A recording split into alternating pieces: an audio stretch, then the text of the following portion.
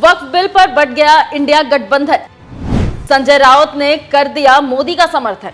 नमस्कार, NMF news देख रहे हैं आप। आपके साथ मैं हूं खुशबू राय। वक्फ संशोधन बिल लंबी बहस के बीच लोकसभा और राज्यसभा से पारित हो गया है। अब बारी है वक्फ बोर्ड की तरफ से अवैध तरीके से हड़पी गई जमीन को लेकर होने वाले फैसलों की। उत्तर प्रदेश में तो एक्शन शुरू हो चुका है। उत्तर प्रदेश के मुख्यमंत्री योगी आदित्यनाथ ने सभी जिलाधिकारियों को साफ कह दिया है कि वो अभियान चलाएं और जल्द से जल्द पता लगाए कि कितनी संपत्ति अवैध है और कितनी रजिस्टर्ड नहीं है। यूपी के अलावा अब देश भर में वक्फ की अवैध रूप से हड़पी गई संपत्ति का क्या होगा? सरकार क्या फैसला लेगी? इसे लेकर अभी कोई जानकारी स्पष्ट तो नहीं है, लेकिन हाँ, अभी हाल ही में उत्तराखंड वक्फ बोर्ड के अध्यक्ष ने आम मुसलमानों के अच्छे दिन आने का इशारा कर दिया है। किसी धर्म का हो, किसी जाति का हो, मेरा मानना है इंसानियत के ऊपर जो अन्याय करेगा, जो दूसरे के ऊपर जुल्म करके खुश होगा, उसका अंत अच्छा नहीं होगा। एक सवाल ये कि जो जितने भी लाख की प्रॉपर्टी थी हेक्टेयर, इसका क्या होगा? ये रेट्रोस्पेक्टिव तौर पर इसको लागू किया जाएगा या फिर जब से लागू होगा आगे के लिए होगा? अब तो जब से लागू होगा आगे के लिए होगा। पिछली संपत्ति का क्या होगा? उसी को तो डेवलप करना है। सरकार ने कुछ प्लान बनाया? हाँ, बिल्कुल प्लान है सरकार के पास। देखते रहिए मोदी जी के पास। मोदी जी बिना प्लानिंग के कुछ नहीं करते। ये मोदी सरकार है। हमने कहा ना, गरीब मुसलमानों के अच्छे दिन आने वाले हैं, और हम तो एक कदम आगे बढ़ के बोले हैं ना, हम पहले ही बोल जाते हैं। तो हमने तो कह दिया उत्तराखंड के अंदर कि अब गरीब मुसलमानों को आवास देगा वक्फ बोर्ड। बनाएंगे ना, सरकार के साथ मिलकर बनाएंगे आवास। जो बेघर हैं, जिनके पास घर नहीं है, जो गरीब हैं, जो ज़रूरतमंद हैं, जो बेवाएं हैं, जिन बहनों के पास कुछ नहीं है, जिनके सुहाग उजड़ चुके हैं, जो बच्चे यतीम हैं, करेंगे ना उनके लिए। इसी दुनिया में जन्नत कमाएंगे। घर से मस्जिद है बहुत दूर, चलो यूं कर लें, आओ किसी रोते हुए बच्चे को हंसाया जाए, उस वाली लाइन पे बढ़ेंगे ना। एक तरफ वक्फ बिल पर लंबी चौड़ी बहस सदन में होने के बाद भी कुछ विरोधी दल के नेता शांत नहीं हुए हैं, तो वहीं दूसरी तरफ कुछ नेताओं ने अब इस मुद्दे से दूरी बनानी शुरू कर दी है। इंडिया ब्लॉक के नेता हर बार की तरह इस मुद्दे पर भी पटे हुए नजर आ रहे हैं। इस मुद्दे पर भी उनकी एक राय बनती हुई नजर नहीं आ रही है। कुछ को तो यही नहीं पता कि विरोध करना है या समर्थन। अब देखिए, एक तरफ कांग्रेस और डीएमके के नेता हैं जो इस विधेयक को असंवैधानिक बताते हुए इसे सुप्रीम कोर्ट में चुनौती दे रहे हैं, तो वहीं दूसरी तरफ संजय राउत जैसे नेता है जिन्होंने सुप्रीम कोर्ट जाने के फैसले पर सीधे सीधे मना कर दिया है। उद्धव ठाकरे गुट के नेता संजय राउत ने जिस तरह से सुप्रीम कोर्ट जाने से दूरी बनाई है, ऐसा लग रहा है कि वक्फ बिल पर वो भी अब ये बात मान गए हैं कि मोदी सरकार का विरोध करने का कोई फायदा नहीं है, ना ही सुप्रीम कोर्ट जाकर इस लड़ाई को बढ़ाने से कोई फायदा है। भले ही दोनों सदनों में उद्धव सेना ने चिल्लाकर इसका विरोध किया हो, लेकिन सदन से बाहर जाकर इस लड़ाई को लड़ने के लिए वो तैयार नहीं है। उनका कहना है कि अब उनके लिए ये फाइल बंद हो चुकी। राउत के इस स्टेटमेंट के बाद सोशल मीडिया पर लोग लिख रहे हैं कि उन्होंने ऐसा बयान देकर मोदी सरकार का वक्फ पर समर्थन कर दिया है। आपको बता दें कि बिहार के किशनगंज से कांग्रेस सांसद मोहम्मद जावेद ने वक्फ संशोधन विधेयक को सुप्रीम कोर्ट में चुनौती दी है और इसकी संवैधानिकता पर सवाल भी उठाए हैं। वो जेपीसी के सदस्य भी थे, लेकिन इस चुनौती पर उन्हें शिवसेना यूबीटी का साथ नहीं मिला। संजय राउत ने कहा कि हम सुप्रीम कोर्ट नहीं जाएंगे, हमने हमारा काम कर दिया है। जो कहना था, जो बोलना था, वो सब संसद के दोनों सदनों में हो गया। हमारे लिए ये फाइल अब बंद हो गई है। बाहर भले ही संजय राउत बदल गए हो, लेकिन सदन के अंदर संजय राउत का बयान सुनिए। उसी बयान के साथ आपको छोड़े जा रहे हैं। बाकी आप इस खबर पर क्या राय रखते हैं, कमेंट कर जरूर बताइएगा। नमस्कार। संजय राउत जी, आधा घंटा सर, आज आप बहुत खुश दिख रहे हो, बहुत प्रसन्न भी हो। खुश रहो। मैं खुशी रहता हूँ और आपको देखकर और खुश हूँ।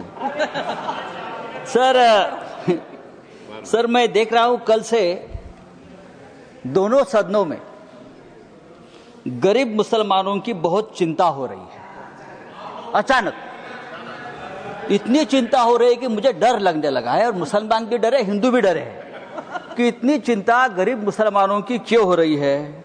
रिजू जी, मैंने आपका भाषण सुना, फिर गृह मंत्री जी का भाषण सुना। मुसलमानों की इतनी चिंता बैरिस्टर जिन्ना भी नहीं करते थे। बैरिस्टर मोहम्मद अली जिन्ना ने भी कभी इतनी चिंता मुसलमानों की नहीं की थी, वो आप कल से कर रहे हो। मुझे तो लगा कि बैरिस्टर जिन्ना का कब्र से आत्मा उठकर अपने शरीर में घुस गया। ऐसा मत करो।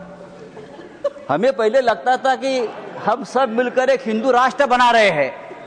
लेकिन आपका भाषण, ये आपके सब देखकर मुझे लगा आप हिंदू पाकिस्तान बनाने जा रहे हो। ये सर, जिस तरह से ये आपने ये बिल जो आप लेकर आए हैं, ये लोगों का ध्यान भटकाने की एक रणनीति है। कल ही प्रेसिडेंट ट्रंप ने हिंदुस्तान के ऊपर 26% टैरिफ का आक्रमण किया, पूरा सबको डुबा दिया। तो ये असली मुद्दा जो है, उसी दिन आपने ये बिल लेकर आए हो, उसी दिन डाइवर्ट करने के लिए, उसी दिन चर्चा होनी चाहिए थी कि ये बिल जो प्रेसिडेंट ने, जो ट्रंप ने जो टैरिफ लगाया, उसे हमारे देश के ऊपर क्या प्रभाव पड़ेगा, हमारी अर्थव्यवस्था गिरेगी, हमारा रुपया गिरकर मर जाएगा। ऐसी बहुत सी बातों का जो ध्यान जनता सोच रही थी, तो आपने ध्यान हटा दिया और हिंदू मुसलमान के मुद्दे पर वापस आपने ध्यान ला कर दिया। जब भी बेरोजगारी, महंगाई, आर्थिक मुद्दे आते हैं, तो आप इस प्रकार के धार्मिक मुद्दे लेकर आते हो और 2 दिन, 4 दिन, 5 दिन चर्चा आप कर लेते हो। सर, गरीब मुसलमानों की बात आप लोग कर रहे हो, करोड़ों गरीब मुसलमानों के हित की बात आप कर रहे हो। आपको मुसलमानों की चिंता कब से होने लगी? या आप ही लोग हैं मुसलमानों को चोर बोलते हो? आप ही लोग हैं मुसलमान आपकी जमीन छीन लेंगे, आपके गले का मंगलसूत्र खींच लेंगे, आपके गाय बैल उठाकर लेके जाएंगे। मुसलमानों के, महाराष्ट्र में मुसलमानों के मटन के दुकान से आप मीट मत खरीद लीजिए, मुसलमान देशद्रोही है, टेररिस्ट है, बटेंगे तो कटेंगे। अभी आप लोग मुसलमानों की संपत्ति की चिंता कर रहे हो, आप लोग मुसलमानों की संपत्ति के रखवाले बने हो। लेकिन मैं आपको बताता हूं भाई साहब, आप मुझे कुछ मत सिखाइए, मैं बहुत पढ़ लिख कर आया हूं यहाँ, चिंता मत करिए। मैं हिंदुत्व भी पढ़ा हूं और सब कुछ पढ़ा हूं, और आप अभी नए मुल्ला बन गए हो हिंदुत्व के। आप हमें मत सिखाइए, हमारा जन्म हिंदुत्व के काम के लिए हुआ है। कल गृह मंत्री जी का भाषण में सुन रहा था, गृह मंत्री बोल रहे हैं कि हम 2025 के पहले वाली जो मस्जिद, मदरसे, दरगाह को हाथ नहीं लगाएंगे। लेकिन जो रिक्त जमीनें हैं उसे बेचकर गरीब महिलाओं का, मुसलमान महिलाओं का कल्याण करेंगे, उनमें पैसा बांटेंगे।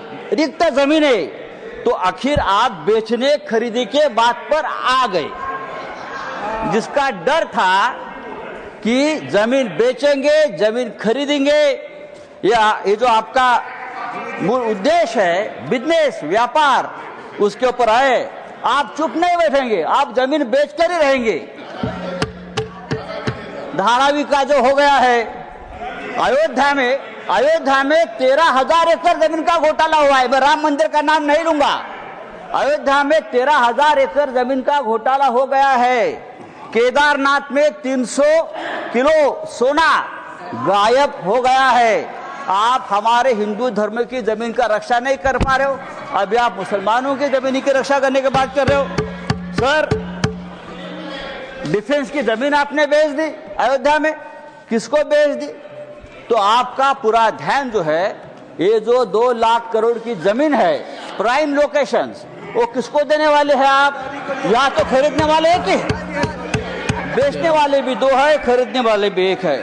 तब अगर आपको जमीन की चिंता है, तो हमारे कश्मीर पंडित ही है। अब कश्मीर के हमारे पंडित भाई है, 40,000 कश्मीरी पंडित की अब तक जमीन नहीं मिली है, घर नहीं मिला है। आप उनकी चिंता करो, उनकी घर वापसी नहीं हुई है कश्मीरी पंडितों की, आप उनकी चिंता करो। सर, लद्दाख में चाइना घुसकर हमारे जमीन पर कब्जा कर बैठा है, 40,000 वर्ग किलोमीटर। आप हमारे चाइना के जो कब्जे में जमीन है, आप उसकी चिंता करो। आप हाँ दीजिए, हम रक्षा करेंगे, हमारा देश है। तो ये जो आपने एक बिल लाया है संजय जी, ये जो आपने बिल लाया है वो आपका उद्देश्य साफ नहीं है। आप वो जमीन का व्यवहार करना चाहते हैं। अभी तो बड़ी बड़ी बातें, मीठी मीठी बातें आप करते हो, लेकिन आप व्यापारी लोग हो। व्यापारी लोग ऐसे ही करते हैं, मीठी मीठी बातें करते हैं और फिर ये सब बेचकर भाग जाते हैं। नीरव मोदी जैसे जो आपके ही लोग हैं, विजय मल्ल्या, मेहुल चोकसी भाई साहब। तो मैं आपको बोल रहा हूं, ये जो बिल लाया है, thank you Sanjay ji, thank you. ये बिल हमारे समाज के हित में नहीं है, हमारे देश के हित में नहीं है। आप फिर एक बार इस देश में तनाव पैदा करना चाहते हैं, फिर एक बार इस देश में दंगे भड़काना चाहते हैं, लेकिन आप ये धंधे बंद करो। धन्यवाद। Thank you, thank you.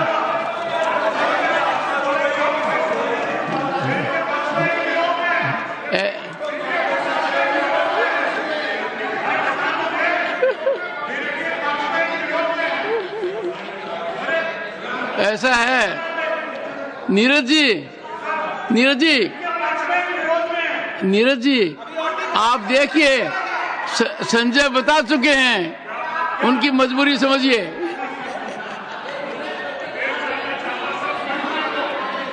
Shri